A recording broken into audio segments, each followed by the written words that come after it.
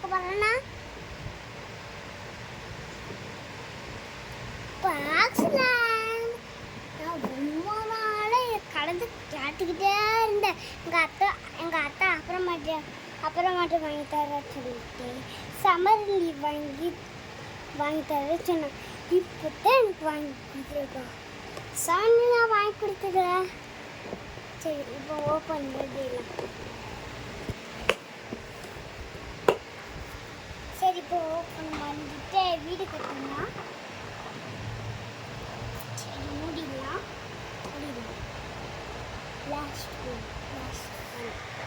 Last one.